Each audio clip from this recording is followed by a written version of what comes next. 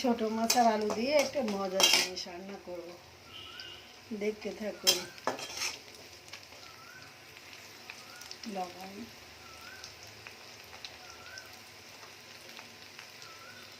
হলুদ, জিরা,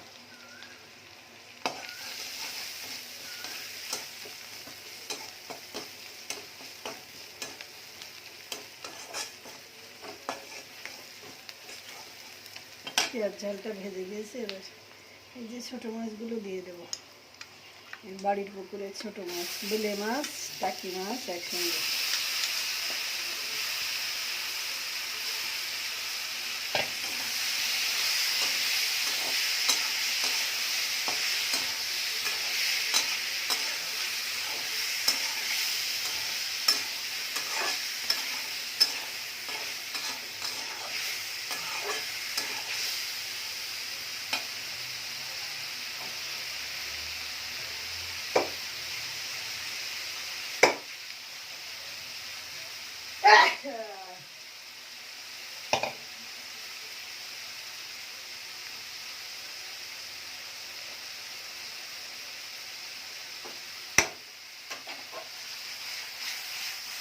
বেশি নাড়াচাড়া দেবো না, অর্ধেক হয়ে গেছে।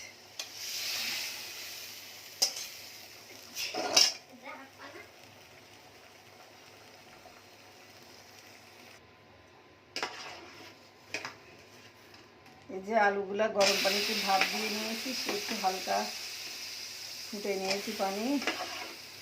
কারণ আমি ডাইরেক্ট আলু খেতে পারি না, সিদ্ধ করে ফেলে দিয়ে তারপরে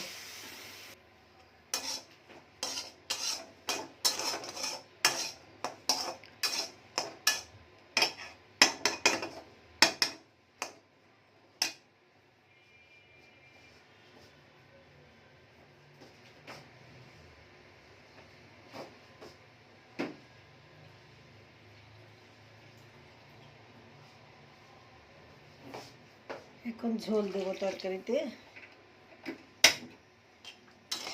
এটা আলুগুলো সিদ্ধ হবে আর তারপর একটা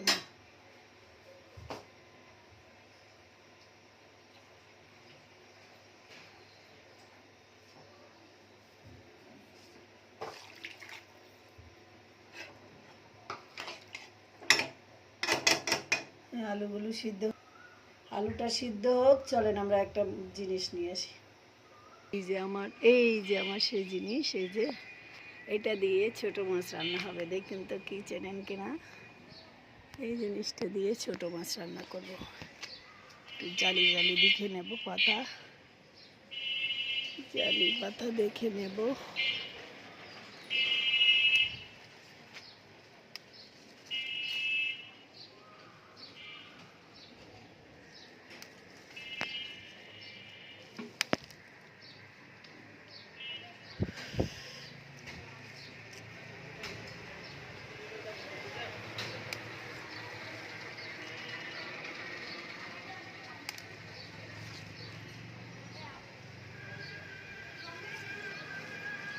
এখান থেকে একটা নেব। আচ্ছা, এইগুলো হয়ে যাবে, অনেকগুলো হয়েছে। এই যে আমড়া গাছের পাতা, এটা দিয়ে ছোট মাছ রান্না করব।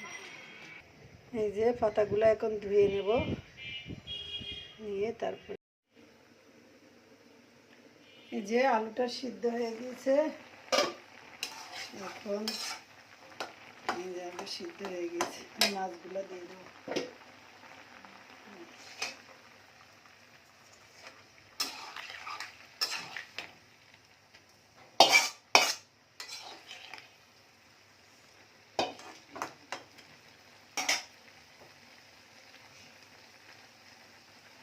আর একটা মজার জিনিস, এটা হচ্ছে ভাতের মাড়।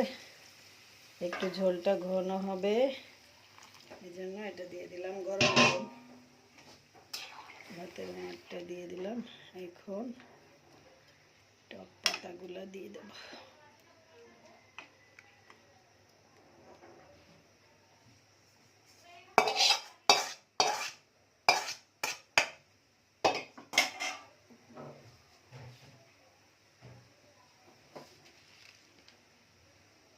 এই যে টক পাতাগুলো দিয়ে দিলাম,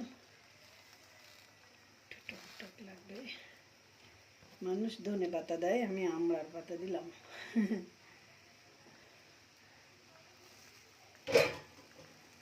দারুণ মজা, আপনারা একটু খেয়ে দেখেন কোনো একদিন কীভাবে ফ্রেশ গাছের, নিজেদের গাছের আমড়ার পাতা।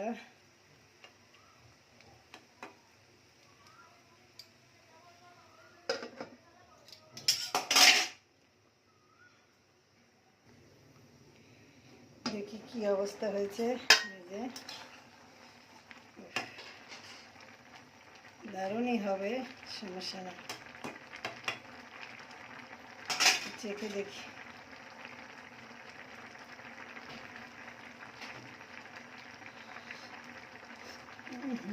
দারুণ মজা হয়েছে, হ্যাপি হয়েছে, হ্যাপি হ্যাপি। একটু লবণ লাগবে শুধু।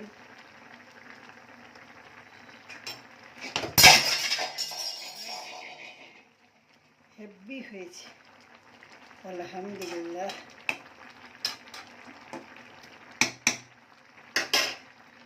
রান্নাটা কমপ্লিট। সবাই ভালো থাকবেন, আমাদের জন্য